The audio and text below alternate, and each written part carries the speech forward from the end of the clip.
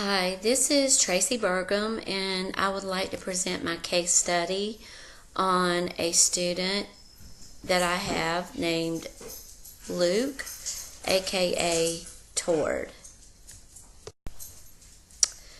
Luke is in my 7th grade class. He is 12 years old. He transferred from a public school to our charter school and has attended school there since 2017. Luke does have a 504 plan, and his areas of limitation include working, learning, and attention, focus, and concentration. He is allowed extended time with frequent monitored breaks when he becomes agitated during class. And we do provide opportunities for remediation and redo of his assignments. Luke is constantly in trouble with pretty much all of his teachers. He stays in trouble. He's been suspended several times. He has also been diagnosed with anxiety and depression and is currently taking medication and does not really seem to care when he does get in trouble. Some of his personal background, he has a twin brother that does attend the school and an older set of twin brothers that are living at home with both of his parents. They are married, his parents, and they are both available for communication pretty much whenever we need to contact them. His brother is very smart and attends the same school. They are really not in the same classes, and I don't see them interact a whole lot at school together. He also does have a grandmother that is present, and he spends a lot of time with her. So you guys probably noticed the name Tord. How that came about is he asked us, all of his teachers, to call him Tord at the beginning of the school year. So we decided to do some investigating on our own, and we found out that Tord is a character from the Ed's World web series. And this particular character is known for his Norwegian accent, his communist mindset, and his antagonistic nature. He has a passion for guns, and he uses them to hurt and kill other people for fun, and he is an open communist. So we all had a meeting, and we just came to the agreement that we were not going to call him by the name Tord, that we were going to call him by his real name, aka for this presentation, Luke, and that's what we do. At first he did not like it, but he has come to understand that that's what we're going to do. He can be a very smart student when he wants to be. He is very helpful at times, and he really does have a good heart. I have seen him do a lot of good things for other students and for teachers. He is awesome at drawing, which our school is an arts infused school, so we allow a lot of that there. And he seems to love to draw, and this is something that I use in my classroom to help him calm down when he seems to be getting agitated. And he does seem to have a likeness for math, and he can be really good at it when he is attentive in class. Some of his behavioral issues, he has a favorite hoodie that he wears a lot, and when he doesn't want to do something, he pulls his hoodie over his head, lays his head down on his desk, and just refuses to move. It doesn't matter if the principal comes in or,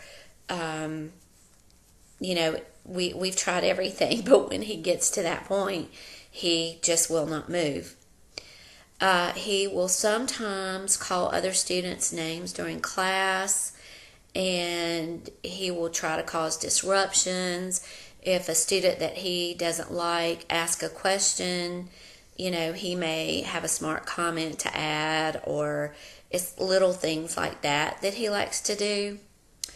I have seen him get physical with some other students, pushing them when they're walking down the hall, and when you approach him about it, he will say he's just kidding around, and a lot of the other students won't say anything. They just let it happen.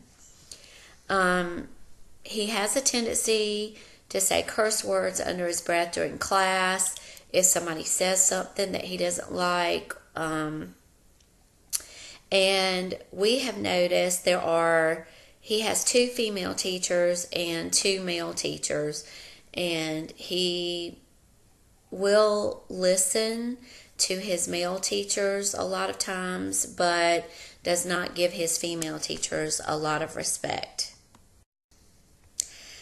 There is another student that attends this school that has an obsession with Luke.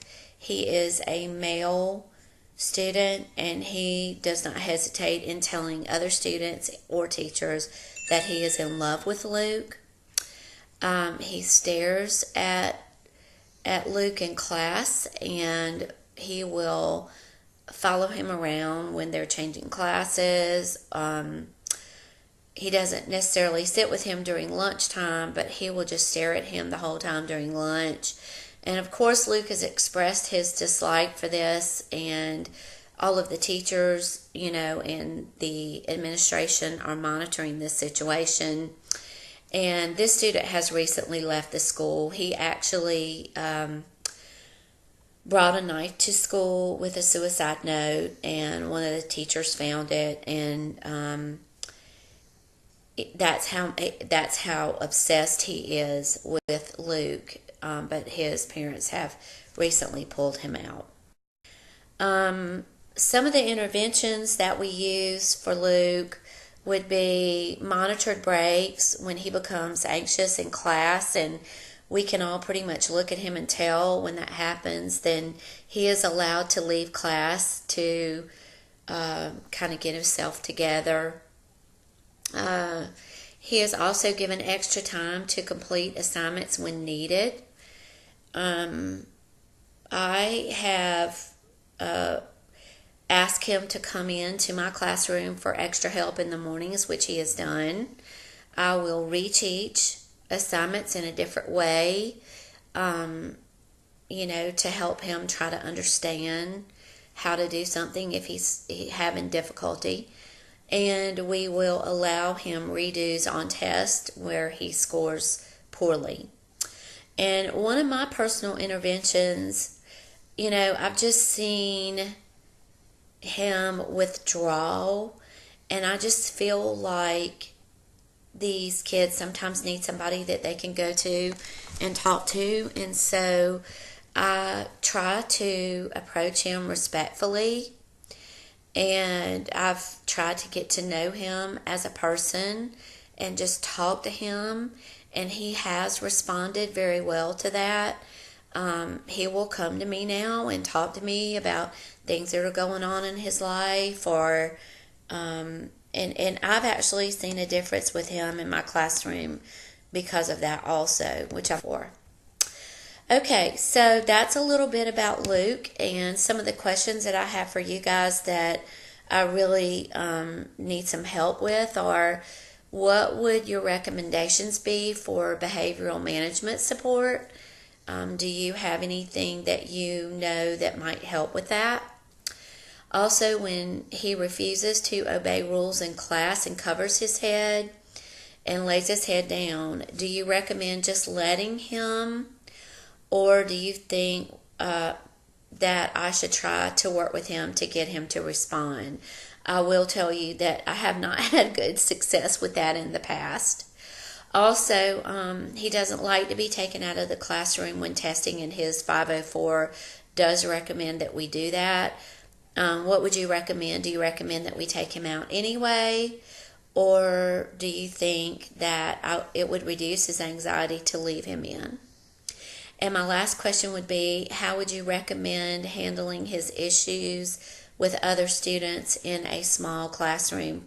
For example, when other students agitate him during class, how do you think I should handle maybe his, not,